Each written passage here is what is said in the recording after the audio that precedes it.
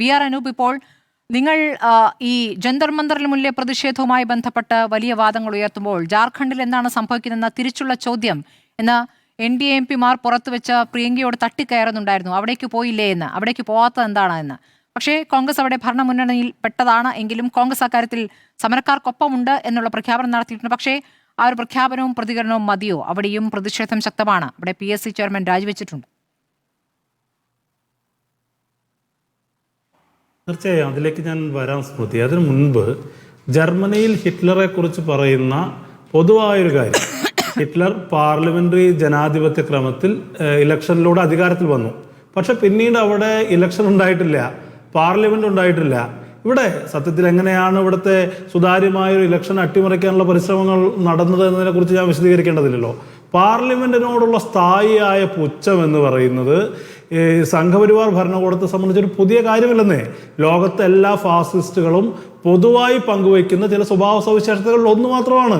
ഇവിടെ ഇപ്പോൾ പോലും ഈ ചർച്ചയിൽ സംഘപരിവാർ സഹയാത്രികനായ പ്രതിനിധി ഉന്നയിക്കുന്ന വാദം എന്താ? അദ്ദേഹം പറയുന്നത് ചില രാജ്യസഭയിൽ ചില MP-മാർ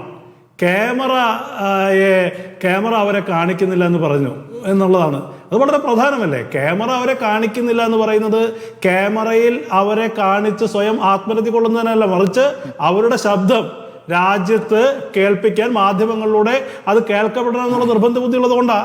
അല്ലാതെ എല്ലാവരും നരേന്ദ്രമോദിയെ പോലെ സ്വയം അതിൽ അഭിരമിക്കുന്ന ആളുകളാണെന്ന് ധരിച്ചാൽ ശരിയാകുമോ? അപ്പോൾ അത്തരം വാദങ്ങൾ ഉന്നയിക്കുന്നത് പോലും ഈ സംഘപരിവാറിന് അരോചകമാണെന്നേ. അത് മാത്രമല്ല, അദ്ദേഹം പറയുന്നുണ്ടാ ഇവിടുത്തെ പല MP-മാരും 2 മിനിറ്റ് പ്രസംഗത്തിൽ എടുക്കുന്നതിന് പകരം കൂടുതൽ സംസാരിക്കുന്നു. അപ്പോൾ അതിന് പ്രതിവിധിയായി അദ്ദേഹം പറയുന്നത് ഈ പാർലമെന്റ് വേണ്ട, പാർലമെന്റിനെ അഭിസംബോധന ചെയ്യേണ്ട, ഈ MP-മാരൊക്കെ 2 മിനിറ്റിൽ കൂടുതൽ പ്രസംഗിക്കുന്നതുകൊണ്ട് അതിലൊരു ലോജിക് ഒന്ന് ആലോചിച്ച് നോക്കണം. അവർ സമയം കൂടുതൽ എടുക്കുന്നു, അതുകൊണ്ട് അമിത്ഷാ ഈ പരിപാടിക്കില്ല. ഇവിടെ വളരെ കൃത്യമാണെന്നേ. ഇതിന് ഈ പാർലമെന്റിനോടുള്ള സ്ഥായിയായ പുച്ഛം, അതിന് വ്യത്യസ്തമായ അഭിപ്രായങ്ങൾ ഉണ്ടാകാം. കോൺഗ്രസ് ഉന്നയിക്കുന്ന, പ്രതിപക്ഷം ഉന്നയിക്കുന്ന, മറ്റ് പ്രതിപക്ഷ കക്ഷികൾ ഉന്നയിക്കുന്ന വാദമുഖങ്ങളോട് സ്വാഭാവികമായി വിയോജിപ്പുണ്ടാകാം. അതിനിവർ എന്താണ് ചെയ്യേണ്ടത്? പാർലമെന്റിനകത്ത് അതിന് മറുപടി കൊടുക്കുക എന്നുള്ളതല്ലേ. അതിന് പകരം ഞങ്ങൾ പാർലമെന്റിലേക്കില്ല, പാർലമെന്റിലേക്ക് ഞങ്ങൾ വരണമെങ്കിൽ ഞങ്ങൾ ആഗ്രഹിക്കുന്ന പോലെ സംസാരിക്കണം. ഇവരെന്താണ് ആഗ്രഹിക്കുന്നത്? പാർലമെന്റിൽ വന്ന് കോൺഗ്രസ് ഉൾപ്പെടെ മറ്റ് പ്രതിപക്ഷ കക്ഷികളുടെ ആളുകളൊക്കെ ഗണഗീതം പാടിയിരിക്കണമെന്നാണോ? പാർലമെന്റ് എന്ന് പറയുന്നത് RSSന്റെ ഒരു ശാഖയാണോ? ഇവർ ആഗ്രഹിക്കുന്ന തരത്തിൽ സംസാരിക്കുക, പ്രധാനമന്ത്രിയെ പ്രകീർത്തിക്കുക, പ്രതിപക്ഷം മുഴുവൻ അത്തരമൊരു നിലപാട് സ്വീകരിക്കുക. ഇവിടെ ഈ നേരത്തെ പറഞ്ഞ തരത്തിൽ ഇന്ത്യയുടെ പാർലമെന്റിനകത്ത് ഇതിലും എത്രയോ വലിയ രംഗങ്ങൾ ഉണ്ടായിട്ടുണ്ട്, തർക്ക വിതർക്കങ്ങൾ ഉണ്ടായിട്ടുണ്ട്, സ്ഫോടനാത്മകമായ സ്ഥിതിവിശേഷങ്ങൾ ഉണ്ടായിട്ടുണ്ട്. അതൊക്കെ ഒരു പാർലമെന്ററി ജനാധിപത്യ ക്രമത്തിൽ സഹജമാണെന്ന്. പക്ഷെ അതിനു പകരം ഞങ്ങൾ ആഗ്രഹിക്കുന്ന തരത്തിൽ ഹൗസ് നടന്നാൽ, ഞങ്ങൾ ആഗ്രഹിക്കുന്ന തരത്തിൽ മാത്രം സഭയിലെ ബിസിനസ്സുകൾ മുന്നോട്ട് പോയാൽ മതി എന്നുള്ള ശാഠ്യമാണ്. ഇതിനെ കൃത്യമായി ഈ രാജ്യത്തെ ജനങ്ങൾ അവരെ വിചാരണ ചെയ്യുക തന്നെ ചെയ്യും.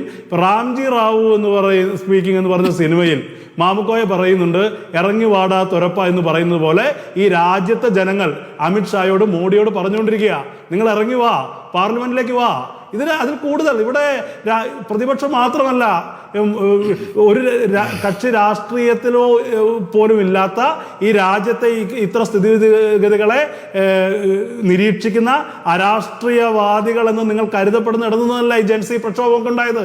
അവരടക്കം അമിത്ഷാ എന്തുകൊണ്ട് വരുന്നില്ല എന്ന്, മോദി എന്തുകൊണ്ട് ഇത് ഉത്തരം പറയുന്നില്ല എന്നുള്ളത് വീക്ഷിച്ചുകൊണ്ടിരിക്കുകയാണെന്നേ. ഇവിടെ നേരത്തെ പറഞ്ഞത് തന്നെയാണ് പറയാനുള്ളത്. ഇവിടെ മാമുക്കോയ പറഞ്ഞ പോലെ ഇവരൊക്കെ ഇറങ്ങി വാടാത്തൊരപ്പ എന്ന് അമിത്ഷായോട് മോഡിയോട് പറഞ്ഞുകൊണ്ടിരിക്കുക. പാർലമെന്റിനെ അഭിസംബോധന ചെയ്യും. നിങ്ങൾ പാർലമെന്റിനോട് ഉത്തരം പറയും. അതാണ് പ്രധാനപ്പെട്ട കാര്യം. നിങ്ങൾക്ക് വ്യത്യസ്ത അഭിപ്രായങ്ങൾ ഉണ്ടാകാം. ഞങ്ങൾ ഉന്നയിക്കുന്ന